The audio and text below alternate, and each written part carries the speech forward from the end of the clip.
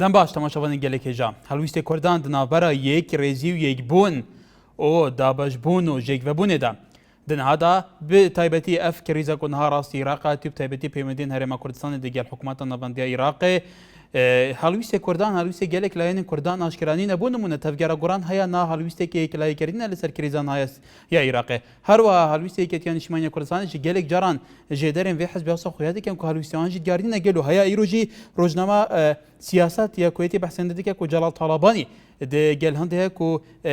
Nurî Malikî di postê xwe de bimîne demekê de ku Mesûd Barzanî serokê herêma Kurdistanê û serokê Partiya Demokrata Kurdistanê ku van her du kêzan îtîfaqekê wan stratejîk heye hevpeymanî hem li Parlemanê Iraqê hem li Parlemanê Kurdistanê hem di nava sîstemê hukmraniyê li Iraqê û li herêma Kurdistanê jî ew dibêje ku sîstemê حکمی Iraqê berev diktatoriyetê biçe pêwîst e Malîkî pabendî rêkeftiname eger ne pêwîst e li ser postê wî bihête ladan belê pertewazebûn û dabeşbûna halwîstê Kurdan heya çandê ev ê bandoriyeke xirab li ser gotara Kurdan li ser berjewendiyên Kurdan li ser rewşa Kurdan mafên Kurdan taybetî li merkez li Bexda heye gelo belê halwîstî Kurd li nêwan yekdengî û pertewazeyî de barêzin em naw nîşanî tewarê emro bername ê bernaweyî mayîkê xelk e yêkem peywendîşman bû ziyadtir got û pêşketînê ew bû ta êsta hindek layînî Kurdistanî halwîstiyan rûn û aşkeraniye bû nimûne bizûnewî guran belê heval Çêstanî parlamenterî fraksiyonî guran li Parlemanê Iraq li ser hêlî peywendiye em kata baş kakeval hemû keteke baş kar kakî hevalî pisyariyê me ew ye bûçî ta êsta hêza siyasîya Kurdistanîyekan helwîstekî girtaniye betaybetî li meran pêşhatî êsta li rastî de hêzî Kurdî ya hêza Kurdiyەkan ke li Bexan her li sereta yek hewlêst nebûn çê li proseyê siyasî de çê sebebi bi durustkirina hikûmetê Iraqî ême her li sereta de wekû tevgerî goran ya wekû bizûtnewê goran zor bi ciddî hewlman da bû ew cizekî karîger bîn li proseyê siyasî û herwa beşdarî bîn li hikûmetê Iraqî de belam bedaxewa ew kate helwêstî زۆر توندی سەرۆکی هەرێم مەسعود بارزانی کارێکی وای کرد کە ئێمە نەتوانین بەشداری حکوومەت بکەین چونکە ئەو هەم فشاری خستە سەر مالیکی هەمیش شەرتێک کردی بە شەرتێکی قورس لەسەر مالیکی ئەگەر گۆڕان بەشداری لە حکوومەتدا بکە ئەوان پاڵپشتی حکوومەت ناکەن و لە حکوومەتی عراقی دەکچێنەوە دیارە بۆ مالیکیش پێویستتر بوو بارزانی بەشداری حکوومەت بکە ئەو کاتە تا گۆڕان یعنی ئەم یەک هەڵوێستیە یا ئەم جیاوازی هەڵوێستیە هەر لە سەرەتاوە هەبووە لە بەرامبەر بە حکوومەتی عراقی ئێستا بەڵام جیاوازی هەڵوێست لە نێوان لایەنە کوردیەکاندا زۆر بەهێزتر بووە یا با بڵین جیاوازیەکە زۆر کوڵتر بۆتەوە بەڵێ کاکە بەتایبەتی لەسەر ڕەوشی ئێستا ئایا ئەو ناکۆکیانەی ئێستا لە بینی مالکی و هەرێمی کوردستاندا هەیە بەڕای تۆ وەکو ئەندام پەرلەمانێکی بزوونەوەی گۆران لە پەرلەمانی عێراق پێت وایە ئەمە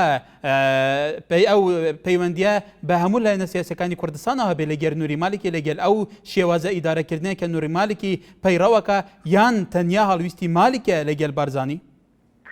بەڕای من ینی بەڕای من هەڵوێستی کوردی سەبارەت بە مالیکی هەڵوێستێکی بڵێن ناتەبایە هەڵوێستی بارزانی بەرامبەر بە مالیکی دیارە هەڵوێستێکی دژ بە مالیکیە هەوڵی کێشانەوەی متمانە دەکات لە مالیکی هەوڵی کۆکردنەوەی لە ئەو لایەنە نەیارانە دەکات کە نەیارن لەگەڵ مالیکی بۆی کۆ ببنەوە بە هەمویان بتوانن متمانە لە مالیکی بسەرنەوە بەڵام لە بەرامبەردا یەکێتی نیشتیمانی بە سەرۆکایەتی تاڵەبانی پێچەوانەی بۆ چوونەکانی مەسعود بارزانی کار دەکات تاڵەبانی پێی وایە کە جێگرەوەی مالیکی هەر مالیکی ینی بەدیلێک بۆ مالیکی نییە اینجا لەبەرەوە تاڵەبانی بەو ئیتیجاها کار دەکات کە متمانە لە مالیکی نەسێنرێتەوە مالیکی هەر سەرۆک وەزیران بێت چونکە ئەو کاتێک کە متمانە لە مالیکی دەسێنرێتەوە سەرۆک کۆماریەتیش لە دەستی تاڵەبانی دانامێنێتەوە بۆیە من پێم وایە بەرژەوەندی هاوبەشەکان لە بینی مالیکی و لە بینی تاڵەبانیدا کۆی کردوونەتەوە سەرباری ئەوەش پەیوەندی هێزی هەردوو لایەن لەگەڵ دەوڵەتی ئێرانیدا لەگەڵ کۆماری ئیسلامی ئێرانیدا وا دەکات ئەمانە بکەونە یەک بەرەوە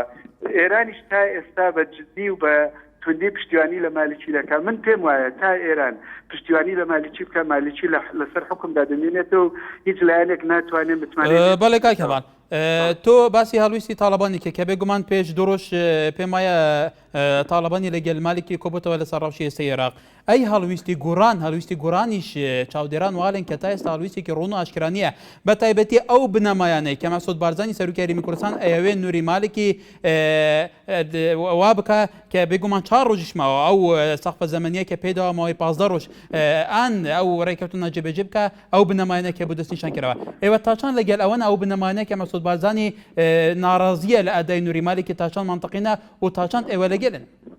من وەکو ڕای شخصی خۆم پێم وایە ئەو بنەمایانەی کە مەسعود بارزانی لەسەری ناڕازیە و دەیەوێت لەسەر ئەو بنەمایانە بتمانە لە مالیشی بسەندرێتەوە من پێم وایە زۆریان بنەمای ناواقعین من پێم وایە زۆرتر کێشەکانی بارزانی لەگەڵ مالیکی کێشەی کێشەی گرێبەستەنەوتیەکانە بە پلەی یەکەم هەروە ئینجا دێتە سەر کۆمەڵی کێشەی تر جگەلەوە بۆ گەورەکردنی ئەم ئەزمەیە کە کەوتوتە بینی بەناو کورد و عەرەبەوە یا بەناو حکوومەتی هەرێم و حکوومەتی مەرکەزەوە بۆ ئەوەی کێشەکان لە ئاستی کێشەی تەسکەوە بەرزکرێنەوە بۆ ئاستی کێشەی نەتەوایەتی کەمە بۆ خۆی خەتەرێکی زۆر گەورەیە لەسەر دروستکردنی کێشەی گەورە لە پەیوەندی بینی کورد و عەرەبدا ئینجا ئێمە وەکو گۆڕان بەڕاستی بەشێک نین لەو کێشانە کە لە بینی ئەو دوولایەنەدا دروست بوون ئێمە بەشێکین لە پرۆسەی سیاسی بەڵام بەشێک نین لەو ناکۆچیانەی کە لە بینی ئەواندایە بەڵام ئێمە بۆ چوون و دیدی زۆر ڕوون و ئاشکرامان هەیە بەرامبەر بە ئەو کێشانەی کە لە عێراقدا هەم چۆنێتی چارەسەرکردنیان دوجاریش دەستور بنەمایەکی زۆر سەرەکی و بنچینەیە بۆ یەکلاکردنەوەی هەموو کێشەکان ئەگەر هەموو لایەنەکان پابند بن بە دەستورەوە ئەوە کێشەکان ئاسانتر چارەسەر دەکرێن بەڵام بەداخەوە بەشێک لە لایەنەکان دەیانەوێ ڕێکەوتنامەکانی بینی خۆیان بخەنە سەروی دەستورەوە دیارە ئەو ڕێکەوتنامانەش کە لە بینی ئەو لایەنەدا هەبوو ئەو لایەنانەی کۆکردوێتەوە بەشێکی زۆریان لە بەرژەوەندیە حیزبی و شەخصیەکانی خۆیانەوە ڕێکەوتنامەکانیان بۆ کردووە بۆیە دەبینی ئێستا کێشەکان بە ئاقارێکی ترسناکدا دەڕۆن بەڵام ئەگەر هەموو لایەک بگەڕێنەوە بۆ دەستور چارەسەرەکانی زۆر بە وازەهی خستۆتە بەردەمی هەموو لایەک بەڵێ کاکە باڵ دو پرسیارمان ئەوە لە کاتێکا کە 4 ڕۆژمان بێگومان لە کاتێکا کە پەرلەمانی عێراق وەکو لیستی ئەحراری سەر بە ڕاوتی سەدر وەکو لیستی عێراقیە و لیستی ئەوپەیمانی کوردستانیش دەنگیان بۆ ئەوەدا کە مالکی ئەگەر پابند نەبێ بەو بەڵێنانەی ئەم بەو کارنامە و بەو بەیاننامە کە 28 مانگی ڕابردوو 5 لایەنی سەرەکی لە هەولێر مقتەدا سەدر تاڵەبانی هەروەها علاوی نوجێفی بارزانی بێگومان بێژگە لە تاڵەبانی ئەوانی تر ئیمزایان لەسەر کردبوو ئێوە ئەگەر دەنگ دابوو لەسەرەوە کە متمانە لە نووری مالکی بسێنرێتەوە ئێوە وەکو لیستی گوران هەڵویستان چیە بێ؟ من بەڕێی من کار ناگاتە ئەوەی مالیکی بانک بگرێتە پەرلەمان و لەوێ متمانەی لێ بسەندرێتەوە چونکە ئەو لایەنانەی کە ئیمزایان لەسەر ئەو ڕێکەوتنامەیە کردووە لەسەر ئەو مزەکەرەی کە دراوە بە هاوپەیمانی نیشتیمانی شیعەکان من پێم وایە بەشێک لەوانە زۆر جددی نین لە سەرنەوەی متمانە جارێ ڕەوتی سەدر ئەوان بەشێک لە هاوپەیمانی نیشتیمانی و جگە لەوەش زۆر ئاسان نییە بۆ ئەوان لەو جوخزە دەرچن کە با بڵین ئێران کێشاوێتی هەروە زۆر ئاسان نییە بۆ ئەوان لەو هاوپەیمانیە دەرچن کە لەگەڵ شیعەکاندا هەیەە بۆ ئەوان زۆر زەحمەت دەبێ بێن لەگەڵ کورد و یا لەگەڵ بەشێک لە کورد و لەگەڵ بەشێک لە ستونەکان بێن هاوپەیمانی دروستکەن بۆ لێدانی حکوومەتی مالیکی کە زیاتر بە حکوومەتێکی شیعی دەناسرێ من بۆیە پێم وایە سەدرریەکان لە دواهەنگاودا بەشداری سەرنەوەی متمانە ناکەن بەڵکو ئەوان جوڵانەوەکانی خۆیان وەکو کارتی فشار لەسەر مالیکی بەکاردێنن بۆ بە ئەنجامگەیاندنی هەندی هەدەفی تایبەتی کە خۆیان هەیەە بۆ پێم وانە کار بگاتەوەی متمانە لە مالی بەڵێ کاک هەواڵێک پرسیاری دێ لەبەرەوە تو زۆر باسی ئەم بابەتت کرد ئێران هەڵویستی ئێران کاردانەوەی ئێران و کاریگەری ئێران لە سەران پرسەوە کۆتوالی پشگیری لە مالیکە کە مالیکە مێنێتەوە لەبەر ئەوە ئێران پشگیرەکە ئەی پێت وایە هەمەکو چاودێرێکیش وەکو چاودێرێکیش ئەی ئەو احتیجاجانەی لیستە عێراقیە و سەرۆکی هەرێمی کوردستان ئەی ئەوانیش ئایا لەسەر ئەدای نووری مالیکە رازینی نەبەرج ئەو ڕێکەوتنامەی لەگەل مالێکی چونە ناو حکوومەت بێ جێبەجێ نەکەیان ئەوانی زەختێکی دەرەکیان لەسەر ئەزانی خۆی ئێمە ناتوانین تەنها بڵێن وڵات کێشەکانی ناوخۆ عاملی ئەساسین بۆ یەکلاکردنەوەی ئەم کێشەی کە ئێستا کەوتۆتە بینی حکوومەتی مالیکی و نارەکانیەوە عامیلە دەرەکیەکان یا عامیلە هەرێمیەکان زۆر کاریگەرن ئێران لەلایەک اینجا دەوڵەتە سونەکان یا دەوڵەتە عەرەبیەکانی کەندا و هەروەها تورکیاش لەلایەکی تر بەڵام کێشەکە کێشەی بارزانیە کێشەی ئەو لایەنانەی کە دانەوێ مالیکی لەسەر حکم لابن زۆرتر کەوتونەتە ئەو بازنەیەوە کە دەوڵەتانی کەندا و تورکیا پشتیوانیان لێ دەکەن بۆیە ئێران ئەم بەرەیە بە بەرەی دش بە خۆی بە بەرەی دش بە مالیکی دەزانێت بۆیە من پێم وایە بە هەموو توانایەک هەموو هەوڵێک دەدا بۆ ئەوەی مالیکی لەسەر حکم بمێنێتەوە چونکە نایەوێ مالیکی بە کاریگەریەتی ئەو لایەنە نەیارانەی کە ناری ئێران مالیکی لەسەر حکم بەڵێ هەواڵ کێستانی پەرلەمانتاری فراکسیۆنی گۆران لە پەرلەمانی عێراق زۆر سوپاس بۆ زانیاریەکانت وەرە باش تەماشاوانی نێژا ئەوە هەواڵ کێستانی پەرلەمانتاری فراکسیۆنە گۆران بۆ لە پەرلەمانی عێراقی وەکووە گۆهداری کردی ئەوی بەحسییان دەکرد ئەو بنەمایەن کو سەرۆکی هەرێما کوردستانی ناڕازیە لەسەر ئەدا نووری مالکی هەندێک بنەما بنەڕەوا دەزانە ئەو دەبێژە کوێڤە لەسەر پرسا نەفت و گازێ لە پەرلەمانی بەلکۆ هەند پرسێند ئەف ڕەوشە گەشتکێوی حەدی حتا حەدێکە و بنەڕەوا دەزانە و بوومەژی تەکید نەکرد هەڵویست ڕوون نەکرد ئایا هەڵویستێ گۆران و فراکسیۆنە گۆران لە پەرلەمانی عێراقی لە هەمبەر هەر پێشاتێکی گەیاتە ڕۆژەوێ دێ چ بە هەروە بەحسیان دیژی دیکە کو ئیران حکوومەتە ئیرانێ بتوندی پشتەوانیە نووری مالکی دیکە بەحسیان دیژی دیکە کو جەڵال تاڵەبانی سەرکومارە عێراقی و هەفپەیمانی استراتیجیە پارتیا دموکراتە کوردستانیشی دیگەل مانەڤا نووری مالکی دا ژبەرکو ئەو دوێ باریەدا بەدیلێ مالکی هەر مالکی بخۆیە هەروەها دەبێژەجی ژێڤان احتیجاجاتên ku ji aliyê lîsta Iraqê ve û serokê herêmê Mesûd Barzanî çebûye li hember Nûrî Malekî pê diçe destê derekî bi taybetî welatên Kendavî li pêş be wek ew dibêje ev e du hevrekîn navbera welatên Kendavî û Îranê li ser berjeyandiyên wan ecindayên wan li Iraqê û ev jî bûme îzbat kir ku heyaniha kum dengê helwîstekî girtiye aliyên Kurdistanî bi taybetî her sê aliyên serekî ku zorterîn Cumhuriyê Kurdistanê deng bu an daye tevgera goran ku xudanê heş kursiya li Parlemanê Iraqê herweha یەکەتی و پارتیجی گەلو ئەvە دێ ڕەوشی بەرەف ڕاستێک بێت بەێ سعیدمان لەگەلە یەکەم پەیوەندی ئەم کاتت باش هەموو کاتێکت کاکسایی لە هەولێرەوە ئەم کاتت باش برام هەموو کاتێکت فەرموو کاگە سەبارەت بەو تەوەرە ئەمە مێژوویەک و دوور و درێژە خۆمان نەزانین لەبەرەوە ئەو هەرێمانەی لێمانەوە نزیکەین سەبارەت بە ئێران تورکیا عێراق سووریا ئەوانە عەرەبە شۆڤێنەکان هەمیشە دەستیان هەبووە لە پشت خنجەری شەهراویان لە پشتە لە کورداوە پێم وایە نووری مالکی کۆمەڵی خەڵ لە کوردستانی عێراقا ئەو کوردستانی کە بە خوێنی چێنەها شەیدێ تۆمار کراوە ئازاد بووە ئێستاکە پشت لە پشتگیری لە خواستەکانی مالکی ئەکەن ئەمە شتێکی مطلقیە لەبەرەوە چەنها خەڵکی سیاسی شڕۆڤەکان لەسەر ئەو بابەتە ئەدوێ من پێم وایە وەکو تاکێکی ئەم کوردستانە ئەفکار و ئایدۆلۆژیای فکری کۆمەڵێ عەقڵێکی کلاسیکی لە کوردستانە زاڵە بەسەر خاڵی نەتەوەیە ئەکرێ باسی نمونەیەک لەو فکرانە بکەی نمونەیەک و ئەخلاق و ئەدەب و خاک و نیشتیمانی کوردستان بکە ئەویش مەسعود بەرزانەیە جەنابی سەرۆکە پێم وایە مالکی کۆمەڵی خەڵک ئەوانەی بۆچوونیان لەگەڵ ئێرانە ڕێکە پشتگیری لە مالکی ئەکەن ئەوانەی لەگەڵ جەنابی کاک مەسعودان پشتگیری لە مافی نەتەوایەتی کورد دەکەن بەڵێ پشتگیری لە جەنابی کاک مەسعود دەکەن لەبەرەوە جەنابی کاک مەسعود لە دروستبوونی لە ساڵی 92 کاک مەسعود لە کۆیە وتی هەڵبژاردن فیدراڵی لە ساڵی حەفتا وتی ئۆتۆنۆمی دیموکراتی بەرزانی نەمر چۆکی دادا بە دوژمنی دەسەکاسەی کووردا کە ئەوی ڕێمی سەدام حەسەن بەکرد بوو بەڵام من پێم وایە لەم کوردستانە کە ئێمە ئەژین کوردستان بووە بە کۆمەڵێک تەرەف هەر بە عەلمانی هەر بە ئیسلامی هەر بە مەذهەبەکانی تر لەوانش شیعەکان دەوری کاریگەری ئەبین بۆ یانەوەی مالکی و جەعفەری و هەندێ کوردی پشتگیریانەکە بەڵێ کای سعید شتەکان ڕۆشن لە کۆتایی سوپاسانەکەم بەڵێ سوپاس فەرحان لە هەولێرەوە کاک فەرحان فەرموو ئەو کاتت باش هەموو کاتێکت سەبارەت بە هەڵوێستی و یەکدەنگی بەتەوازەبوون لە نێوان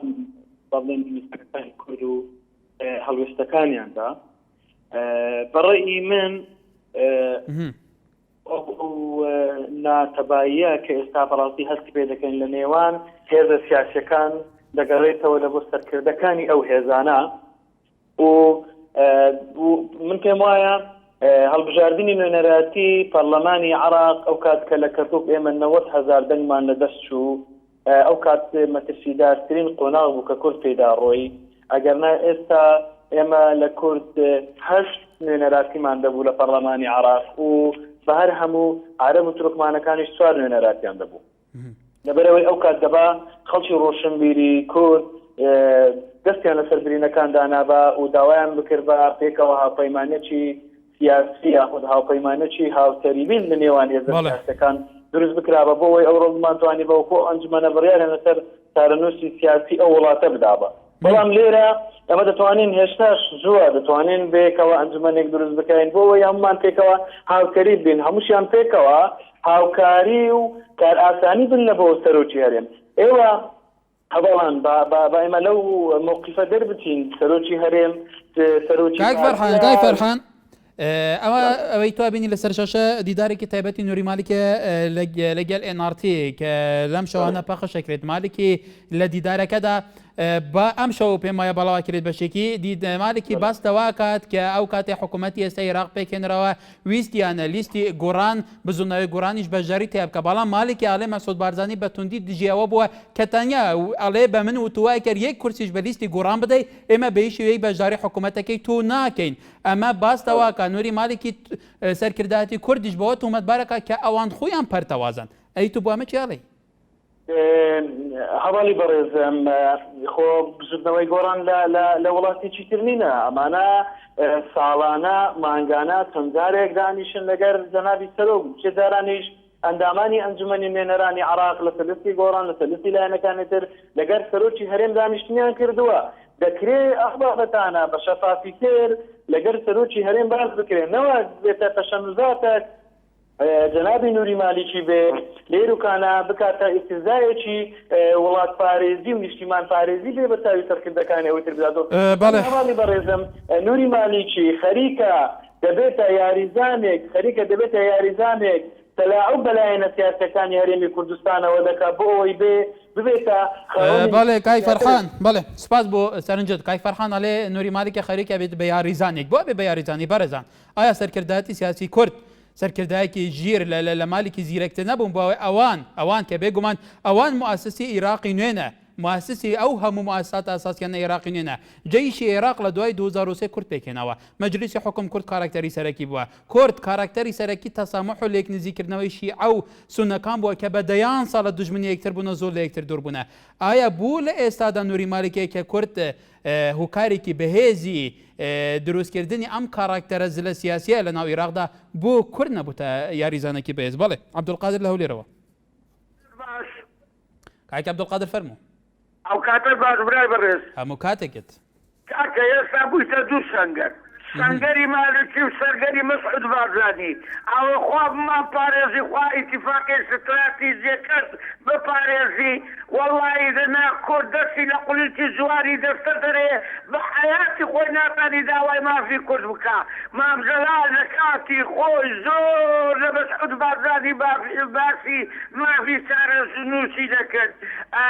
لە کاتی خۆی حزب سوی عێراقی لە زمانی فاتەوە دەرە حەق الأمة بتقرير مصيرها بنفسها أمن بمنار لو كاكيدا أو كارا دروز دكدو يودا من السنجري مالكي كاكا مرام دقل المعزاني دانيشن اتفاقي استراتيجي بكم برامبر أو كزيي لو قادر هو بطوانا قسنا قبر دائم كان فقسن كسن ناي وقسن منها خسري بإيما دكا مالكي لكن إيش بس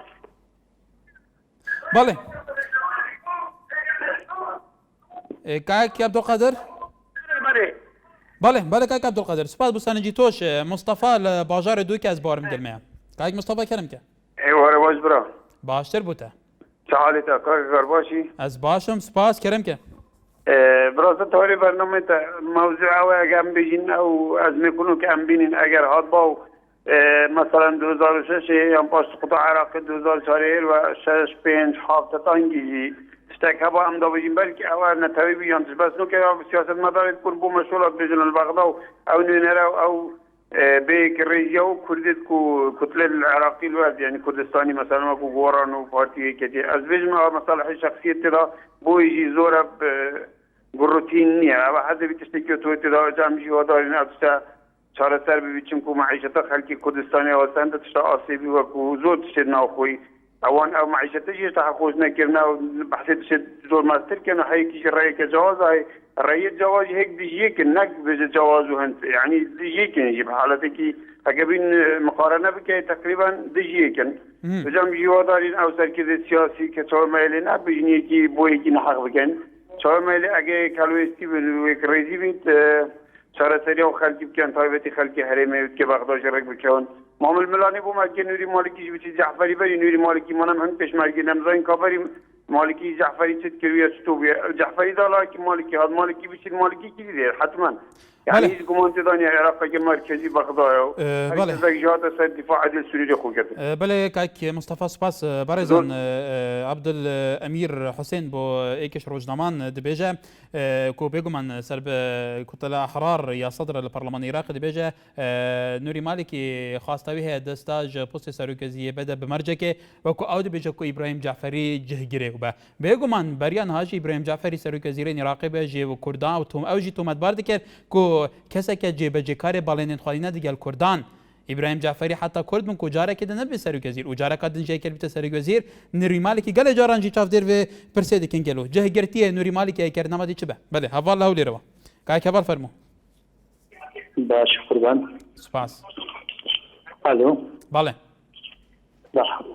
بله كاي كبر فرمو باش قربان كاكا بالنسبة له بسياري كذنابت كدل إنارتي أو شوكي كدادة وزيت النيري مالشي بقوراني لوتيا كوشيخ فناديني لبريو مصدار زين غاز كرازيني أبتي كبيكاتن أجر بقري سنير كان النيري مالشي دقر النقطي زعفي كود بقري النقطي زعفي كود شلير ديو قورانو حكومة أو حكومة إخوان لير كانت تيجي شون بكاتن صون شو كش دروس كاتن بيوتن أجاو دروس كاتن أو أجاو دروس كده كاتن كأو أجاو دروس كده كاتن بهمان شوال أو مطلعات كتير لفتلي خوتي قانزاز خوتي أول أي شيء بالنسبة برلمانتار هذا الشيء ثاني بداخل كدلت لنفسه أو أجر انتمائي وكردياتي هديتنا كرد بيتن نايبرين اسمعي نفسه اگر هرشتاق بيتن هر كردك باشا حرب كل شيء عادي سنيدي هر شيء بيتن حرب هر عرب بيت اسمع او سن صالي حومان بيت شون در ترسمان دلنا شون لجرمان اما هر سن باش بين باشما داد من ناداتن واما جدي برام بنيوان لجين في كل دريك علاقه عمل لجين في علاقه شليدين وا بله هوا لشهر سليماني لقلمانا كاكي واباب زين سرنجي بارستان كاتتان باش والله بنسبات بابتكتان ومن دليم سرطا بو دستيكم بداخوا عند برلماني كرد رأي وك هفال كيستاني بيركاتوا لبروي بوچونكي وانية صد لصد من لقل اوام كوا اگر بيتو تنها مادي ستو چل جبجه بكري كردستان بتايبتي سروكي هرم آمادي تيايا همو ديرنا وتكان دابخان ورنگا بوجيتش مرگش بهرشي ويك بيدان كن بزل فيناهم جبجه كني مادي ستو چلا كاو توركي بستو بتنها بمسلين وتغازو بهشي ويك بوشي وينك وبيري لكاتو بداخوا عند برلماني كرد خاوندي وكيلو شويه بيه وهروها تصور كم فعلا ايرانيش بقيدة في خصوصا موضوعك وقرنا بهمو سركرده كردكان بالبشتي لسروكي هرمي كردستان بكن يقدن بن بخوا سركوتنيكي زياترو همو لاين ناتشارك واتشوك بودا خوازيكاني كرد دابدا يعني هوايات همو ملودي كردوية بتايبتي خلقي شارع حبكي شقام يقرتني ام سركرده كردانيه لبيك دان بيك رنگ لدوري سرو كريم بله كاكيوا رنگ مالكي بي هني شد يبديش بكا بەڵام ئێران و ئەم لە وڵاتەوانی کە کوردیان هەیە بڵێن نابێت جێبەجێ بکەیت لەبەرەوە مەسەلەکە ئێرانە زیاتر لەوەی کەوا مالیکی دەسەڵاتی خۆی هەبێت. بەڵێ کاکیوە بەڵێ سوپاس بۆ سەرنجی تۆش بەڕێزان دوای ئەم ناوبەرە لەسەر هەمان تەوەری ئەم بەردەوامی دووبارە سەڵاف ڕێزداران وەکووە دیتی لەسەر شاشەی بەریاچاندەکە ئیشەف دەمژمێر 95 خۆلێک لە دیڤدەمە هەرێما کوردستانê wê Nurî Malikî divê dîdara taybet ya kenalê NRT kuhatke wergeran bo zimanê Kurdî wê bersiva hemî wan pirsan bide ku di nihaya Iraqê de bi giştî de rojevê de ne. Belê li ser tora civakî Alan Koçer dibêje پێویستە هەموو کورتیەک بن چونکە سەرکەوتنی ملەتی کورد یەک دەنگیە هەروەها بێخال محەممەد ئەڵێ من پێم وایە گەر هەمویان یەک دەنگ بن سەرکەوتن بەدەست دێنی هیوادارین بەرژەوەندی کورد بخرێتە پێش هەموو بەرژەوەندیەکەوە. بەڵێ هێژانە لەسەر هەمان تەوەر ئێستا لە هەولێر هاوڕێی بەردەوامی بەردەما حەمید کاک حەمید فەرموو. کاک حەمید لە شاری سلێمانی. کاکەگیان بەنی سەر تەوەرەکەتانەوە دەستخۆشی لەکەین دەستخۆشی لەکەین دەستخۆشیدان لەکەین کاکەگیان ئێمە هەر لە ئەوڵ تا آخر سەرکردەکانی ئێمە نەیانتوانیوە بە پێداگیری لەسەر حەقی کورد بکەن وەکو کە هەولێریان کرد بە پایتەختی کوردستان با کەرکووک پایتەختی کوردستان وایە کاتێک کەرکووک کوردی تیابوو بە یەک قسەیەک نازانم بە یەک شتێک لە کەرکووکیان چۆڵ کردیان یەڵا ئەی باشە با خەتی سووریان لە مابین سلێمانی و هەولێرە نەکێشایە خەتی سووریان هێڵی سووریان لە مابین جیای حەمرین و کوردستانە بکێشایە زۆر سپاس دەستخۆشی لێ. بەڵێ سپاس بۆ تۆش ئۆسمان لە سەی سایق کاک ئۆسمان ئەم کاتە باش هەموو کاتێکت وەڵایی تێبینێکمێ بۆ تەوەرەکەتان فەرموو. من وەکو بیستم لە چاوێکی ڕاستیوە کە ئەم بەرپرسانەی خۆمان کارمەسۆد هیچی وە ناکرێ بەتەنیا بەڵام وەکو بیستم ئەڵێن لە داهاتووە گفتیان داوە کە پۆستی گرنگتر دووبارە بەنەوە بە کورد لەبەرەوەی سازش لەسەر مادەی خەوچل و ناوچەر ناکۆکەیان بکرێت یعنی ئێمە خۆمان لەناو خۆمانە غەڵەتەکە لە خۆمانەوەی بەڵام مەعالەت من سەربەهی لایەکی نیم والله بەڵام داواکەم لە بەرپرسانی کورد تووشی هەڵە نەبن لەگەڵ تووشی هەڵا بن چارەنووس نعلەتیان لێکار لە دنیاش و لە قیامەتیشە بەڵێ سپاس دیارە کاک ئۆسمان وەکو وڵاتیەک لە سەی سایق بەڕێزان زانیاریەکی تازە لابوو مەسەدیری زانیاریەکەش هەرچونێک بێ بەڵێ کازم لە سووران قەزای سووران ئەبزانم کای کازم فەرموو. ئەم کۆتەتان باش هەموو دەمێنتە باش کەرەمکە برا سەبارەت بە و مەزوعە بۆچە هەموو ئەمە هەموو کورد یەکدا یەک دەستوین یەک هەلوێستمان هەبێت ئەگەر ئێستا ئەمە داوای مافی خۆمان نەکەی سبەینی لەوانە ئەوە داوای زۆر تشتێمە بکەن باشترە کو هەموو پشتی سەرۆکی خۆمان بگیرین هەموو کوردین سبەی ناو عەرەبە کەسێکی بیت بە چەلکی ئێمە ناهێت سبەینێ کو ئەمە وەوارە بین دەر بەدەر بووین سەبارەت بە ئەو مۆزوعە قسەت بکەم. کاک کازم دەبێژن کۆ کورد هەڵویست نەبوون دێر زەمان هەیە نەها تاریخ دەبێژە دیرۆک دەبێژە دیروکە کوردان دەبێژە تەفگەرێن کوردان هەموو دەمێ ناکوکێنوان هەبوونە سە دەمێ سەرەکی کۆ کورد نەگەیانە چ مەرحەڵە چ ستاتویە چ کیانن کوردی نەبن هەڤڕیکا کوردی بووە دنەهاژیدا حتا سەرکردنی عێراقیژی کوردان تۆمەتبار دکەن کە هەڵویستیان یەک نەبووە دنەهاژیدا چاپەمەنی دەبێژی تێک نەبووە گەل بوو یەک نینە. بله سطح زور جارن بیدینین هندون پارلمانت ملک لبغدا همون یک هلویت پشتی یک ناگیرن بلام اگر پشتی یک بن هیچ وقت که اول ناتوانن نور مالکی ناتوانی با راحتی بیتا کرکوی داوای عربونی کرکوی بگردان ما به 140 بیجید کلمت جیب جو کرا بلام هیچی نکرایا یعنی اگر همون یک هلویت بین اوانه هیچ وقت ناتوانن هیچی بکن. بەڵێ سپاس پێم دەکەێت تا لە کەرکووکەوە کاک تا فەرموو. ئەلووی ئەوەر باش برام باشتر بۆ تۆ زۆر سپاس بۆیەوەی بەڕێز براکەم سەرتامەوێ بەوە دەست پێ بکەن هیوادارم کاکە ڤاڵکێستانی ئەوە ڕای شخصی خۆی بێ و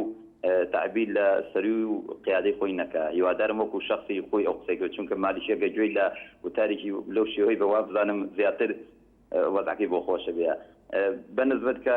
کێسانی ئەڵێ گوایە مەسە بەرزان لەسەر گرێ بەسەر نەوتەکان و کێشی شخصی و نازانم چی بۆ ڕەنگە گرێ بەسەر نەوتەکان شخصی بچێتە گیرفانی بنەماڵی بەرزانی باوەڕ ناکەم چونکە هەموو گەلی کورد فادەی لێکە ئەم شتە شتێکی سیاسی و نەتەوەیە هیوادارم هەموو جەماوەری کوردستان پشتگیری بکە هەموو حیزبولایەنەکان هیوادارم ئەمە قسەی شخصی کاکێسانی خۆی بە نسبەت ئەوەی کە یەکدەنگی کورد لەم کاتەیە پێویستە هیوادارم لەم کاتەیە هەموو کوردستان کەرکووک بێتە نمونێ بۆ هەموو کوردستان چونکە لەم هەڵبژانی پارێزگانە وا بزانم هەموو کورد 11 حیزبی کوردی بەیەکجا دابەزن هیوادارم بەو هیوایشم هەموو کوردستان هەموو حیزبولایەنە سیاسیەکان بەو هەڵوێستیان هەبێ من قەناعەتی من وایە مالیکی بێ هەر کەسێکی تر بێ یعنی هیچ لە وەسعەکە ناگۆڕێ و هیوادارم هیچ حیزبولایەنێکیش بڕوا بە قسەکانی مالیکی نەکا و بەس خەڵخەڵەتانی لایەنێکە منی چتر منی بەڵێ کایتا سپاس بۆ پەیوەندیکەت فەرهاتە لە کەرکووکەوە کاک فەرهات فەرموو ئەلۆ ئەم کاتت باش کاکە کاتیان دەستخۆشی بەرنامەکە لەکەم برا بەڕێز دەکەم زۆر سپاس وەڵاهی بەنسبەت ئەو جێگوتاری دەنگی کوردەوە بەڕاستی ئەندام پەرلەمانەکانی ئێمە لە بەغدا نەیانتوانیوە یەکدەنگ بن لە کوردستان نەیانتوانیوە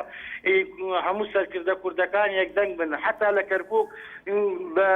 بەکاری حیزبی ئەستاون بەکاری کوردایەتی هەڵماسن ئەوە ڕاستی بێ ینی عەرەب لە کورد تێگەیشتووە ئازانێ کورد یەکدەنگ نییە یەک هەڵوێست نییە بەڕاستی ئەدینی سەرکردەکان هەرێکی لەلایەکەوە بڕیاری جیاجێ ئەدەن ئەوە نییە بە یەک دەنگێک بە یەک هەڵوێستی بتوانن یەک بڕیارێک بدەن هەتاکو عەرەب و سونە و شیعە لە هەڵوێستی کورد تێ بگا ئەوەی ڕاستی بێ ئیستەکانە عەرەب ئەگە شیعەیە و ئەگە سونەیە ئەزانن کورد یەکدەنگە یەکدەنگ نییە ئەوەی ڕاستی بێ ئیستەکانە لە شارێکی وەکو کەرکووکە ئێمە لە جارەکەی دیکە 90,000 دەنگمان لە بەلاش ڕۆیشت کاک فەرهات یەکدەنگ بووینایە بەڕاستی ئیستەکانە عەرەبەکانی کەرکووک کاک فەرهات بەڵێ بە حکمەوە تو لە کەرکووکی خەڵکی کەرکووکێکی یەکێکە لە ناوەندە زۆر گەرمەگۆڕەکان کە کورد لەسەر پرسە نەتەوەیەکان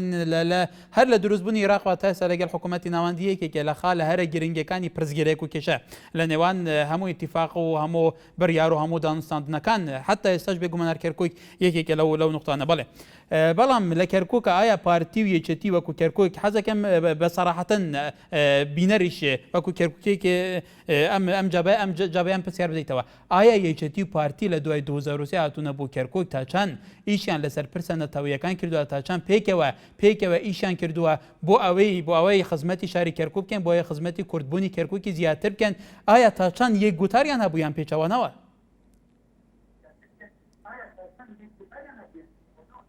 وەڵی ئەوەی ڕاستی بێت تاکو ئیستا یەکێتی و پارتی بەیەک هەڵوێستی ئیشکاریان نەکردووە لە شاری کەرکووک خەڵکی کەرکووک ئەگە کوردە ئەگە عەرەب ئەگە تورکمانە لیان تێگەیشتووە ئەمانە هەرکە بۆ حیزبەکان خۆیان ئیشەکەن ئەوەتانی بگرە لە بەرچیترینشتەوە ئاسایشە نەیانتوانیوە ئاسایشێک لە شاری کەرکووک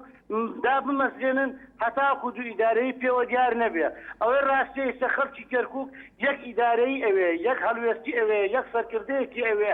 نەیتوانیوە کورد لە شارێکی وەکو کەرکووک یەک هەڵوێست بێ ئەگەر بێت و ئەم انتخابی ئەم جارەش بێتەوە لە شاری کەرکووک کە ئەترێ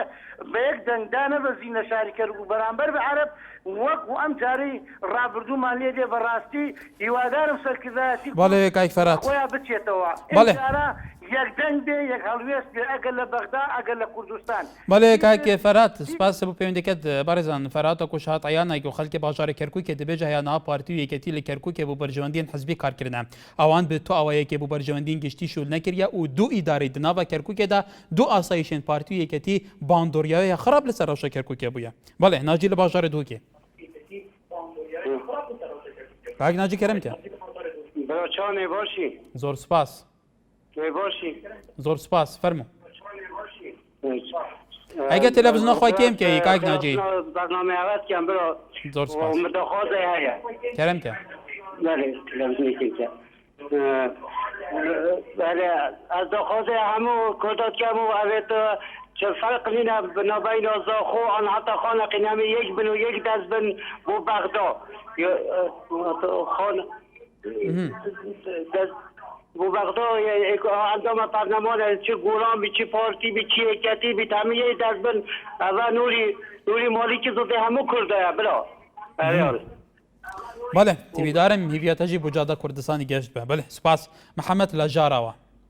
کاک محەممەد فەرموو ئێوارەتان باش باشتر بۆ بەڕێستان بەڕێزەکەم لەسەر ئەو تەوەرەی دەستخۆشی لێ دەکەم سپاس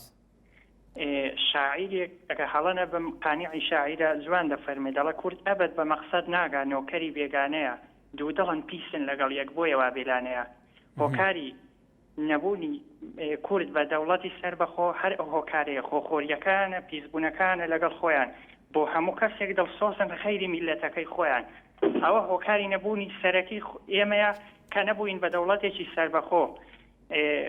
لەسەر ئەو هەڵوێستانەی کە پێیان دەگوترێت هەڵوێستی نیشتیمانی و نەتەواتی لەلایەن بارزانیەوە پێم خۆشە لێرەکانە پرسیارێک لە خەڵکی کوردستان کەم ئەو کەسێک کە ئێستا لە عێراق و پێی دەگوترێت دیکتاتۆر لە سای چی هاتە سەر حکم لە سای مبادرێک نەبوو کە دوو مانگ مێشکی خەڵکییان کوتا لە ڕاگەیاندنەکانەوە کە گووا لە سای مبادرەی بارزانیەوە حکومەتی عێراق تەشکیل بووە و کورد زۆربەی مافەکانی بەدەستهێناوە بەڵام پرسیارەکە لێرەکاندا هەیە ئەوانت لە چی و ئەوانت لە چی خەڵکی کوردستان دەبێت ئەو پرسیارەی لە خۆی بکە بەڵێ بەڕێزەکەم جا ئەو کەسانێک کە ئێمە نردومان نەبەغدا و سیاست بۆ ئێمە دەکەن بەپێی ڕۆژنامە دەرەکیەکان بێ ناویان لە هەرێک سەرکردە گەندەڵەکانی جیهاندا ناویان هاتووە کەسێک کەوا دزی بکە لە میلەتێک بەڵێ کاک محەممەد لەوەشە کە ئەمە بە پێیال بژارتن چوونەتە پەرلەمان عێراق ئایا لەمەشە جادەی کوردستانی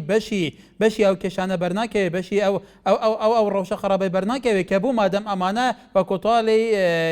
یەکێکە لە گەنداڵەکان لە سەراسی گیان ئەی بۆ خەڵکی کوردستان دەنگیان بوداوە بە تاکید پێت بڵێم ئەوان خەلەلی مەیە بەڵێ لەگەڵتم دەڵم میلەتێکە کە زیندوو بێ سەرکردەی خراپی بۆ سەعاتی قبول نابێ بەڵێ خەلەلەکە لە خۆشمان هەیە بەڵام کاتێککە ئەوان دەنێرن کۆمەڵی کەسیان ڕادەبینێ وا دەزانن هەمان هەڵویستی شاخیان ماوە بەڵام کاتێک کەش لە شاخ دابەزین و چاکەکان فڕێدا پێم وابێ هەر ئەو کاتی وازیان لە کوردایەتیشیان هێنا و سێ بەسێ کوردایەتیان تەلاقدا بەڵێ کاک محەممەد لە ژاراوە سوپاس بۆ سەرنجی تۆش ئاکو لە شاری سلێمانی کاکە فەرموو ئەم کاتە باش براگەم هەموو کاتێکت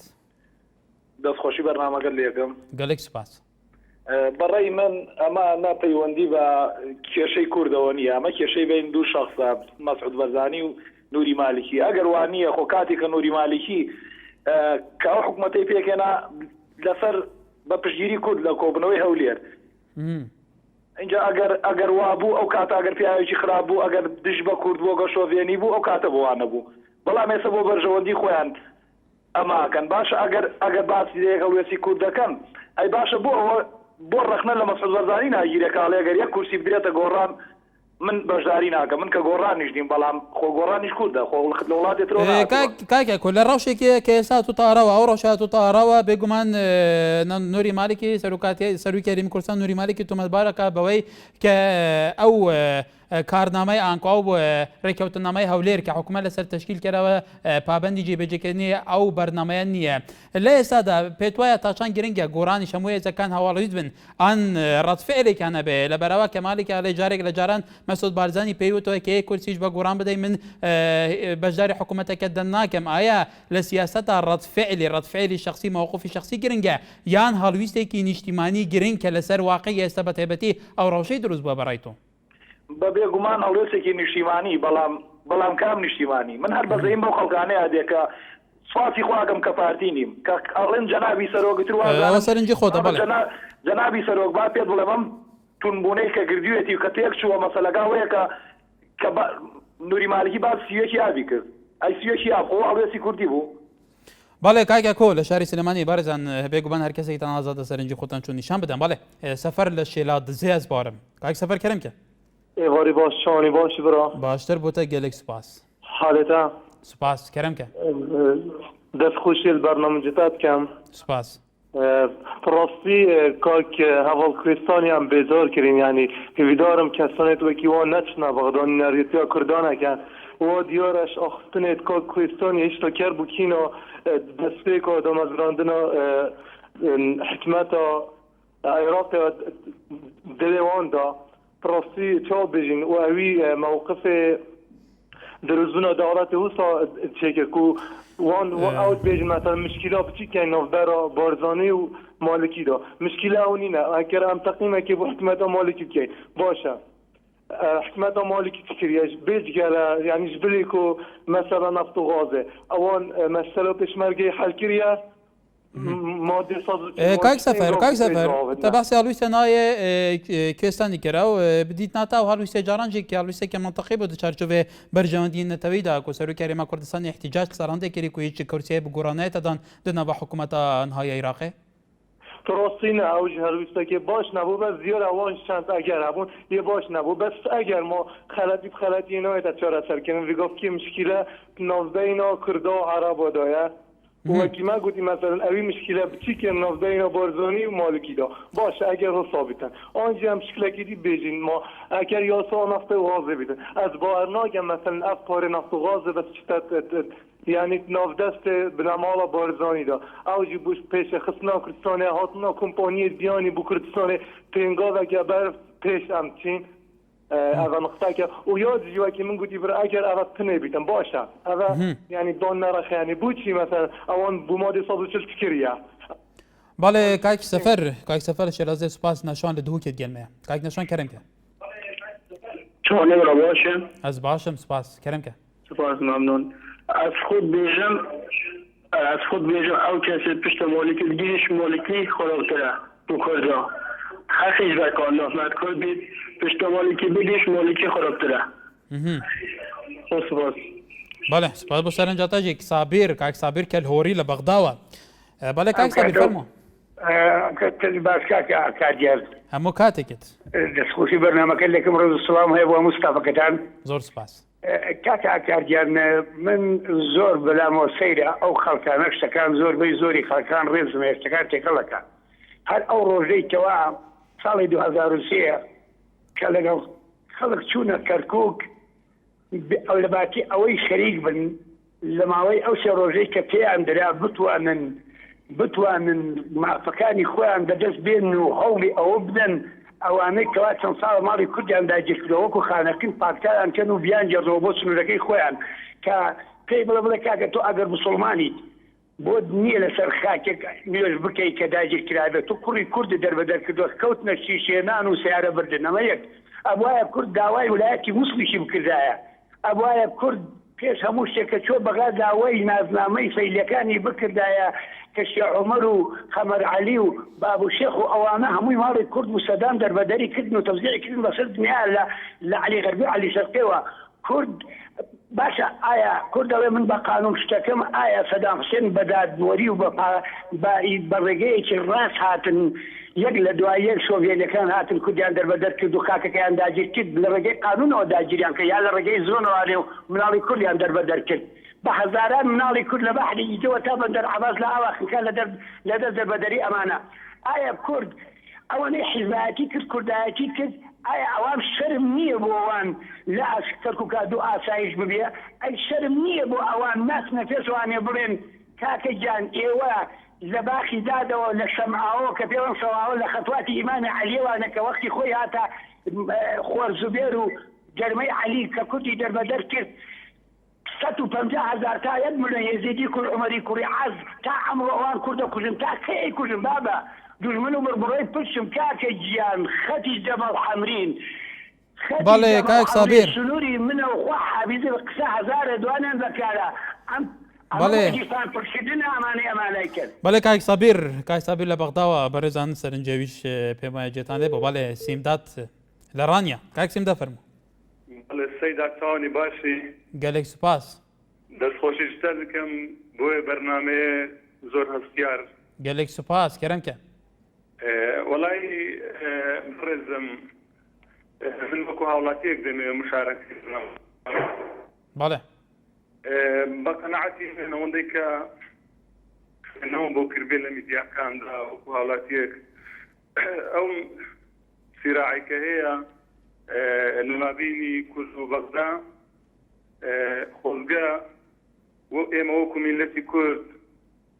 کێشەکانمان بووە لەگە بەغدا باڵێ لە نۆی سواری 2003ەوە ئێمە گەورەترین کوری سەرکوڕی زەوی کردووە لە دوای ئەم کاتەوە کە کورد لەخوایە داوای مافراوەکانی خۆشدا کورد گەورەترین قوربانی دەستی دیکتاتۆریەت بوو بەڵام بەداخەوە وەکو لە کتابەکەی پۆل بریمەر حاتمی مەدەنی و کاتی بینەران بەڕێز باش دەزانن سەرکردەکانمان ئەوەی داوای ڕەواکانی گەلەکمان بکەن کەچی داوای پۆست و ئیمتیازات و بەڵێ کاک سیمدات بەڵێ سوپاس بۆ سەرنجی بەڕێستانیش بەڕێزان لەسەر تۆری کومەڵاتی هێرۆ محەموود تاڵێ یەک دەنگ بوونی کورد و سەرکردەکان مەحەڵە لەبەر ئەوەی لای خاوەن کورسیەکان و بەرپرسەکان گرنگە پارەیە نەوەکی نەتەوە بەرژەوەندی بەڵێ بەرزان چارچوبێوی بەرنامەمەدەوەکەوە مەیزاندی و شوبهاندی وە گۆداریکردی پرانیا ئەوێن مداخلەکردی تاکیل سەر هەندێکیان کە بوو چ کورتی کرێستنینە هەمی ڕۆژێ دناوە هەمی بەرنامەدا لە دەمێکێ زۆرە حتەنها کورد بێ پرسیارە دیکەن کو حەزێک و بەس بەرژاندیت حەزبا دێنە پاراستن بدیتنەوە و بدیتنەوان حەزبێن سیاسیژی ئەگەر حەزب تنێ بەرژاندیەخە پارێزە لێ